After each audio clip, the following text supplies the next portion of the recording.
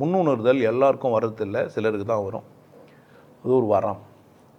தியான பயிற்சினால் அது வரும், சில பேருக்கு இயல்பாகவே வரும்.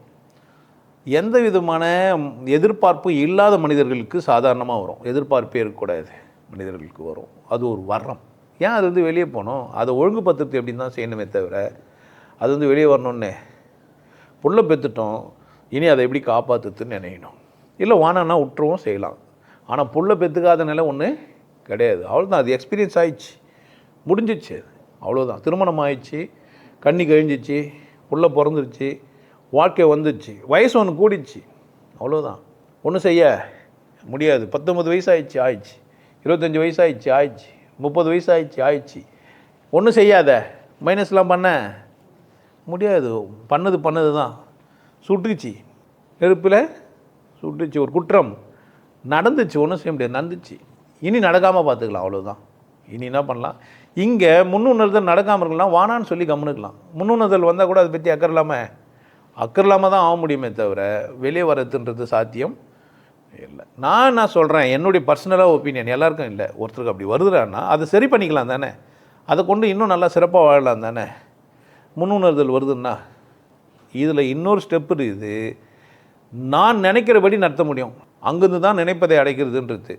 அந்த முன்னுணர்தல் பண்பு உள்ள ஒரு மனிதன் இப்படியெல்லாம் வாழலாம் அப்படின்னு நினச்சா அதே மாதிரி நடக்கிறதுக்கான வாய்ப்புகள் அவனுக்கு இருக்குது.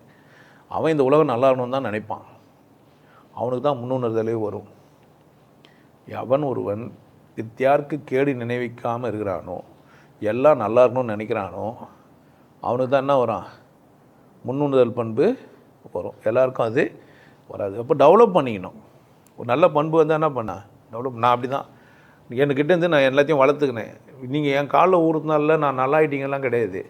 நான் கடவுளை நேசிக்கிறேன், நீங்கள் நம்புறீங்க, இந்த மனிதன் உண்மையானவனாக இருக்கிறான், இவன் காலில் வந்தால் நமக்கு ஏதோ நல்லது நடக்கும்னு நீங்கள் நினைக்கிறீங்க. அப்போ உங்களுக்கு நல்லது நடக்கிறதுக்கு காரணம் நான் இல்லை, நீங்கள் நினைக்கிறீங்க. ரெண்டாவது, நான் என்ன பண்ணுறேன்னு கேட்டிங்கன்னா, நான் திமிரெல்லாம் ஆயிடுறதில்ல, அல்ல உன்ட்டல்ல. அப்போ நான் என்ன பண்ணேன், நீங்கள் அதை கூர்ந்து கவனிக்கணும். நீங்கள் உஷாராக. இப்போ கடவுளுக்கும் உங்களுக்கும் ஒரு ஒப்பந்தம். கடவுளை நேராக போய் நீங்கள் கட்டிப்பிடிக்கவோ தொடவோ காலில் விழவோ முடியாது, அந்த ஆளுக்கு எதுவுமே இல்லை. சந்தர்ப்பமாக ஆக்கிக்கிறீங்க.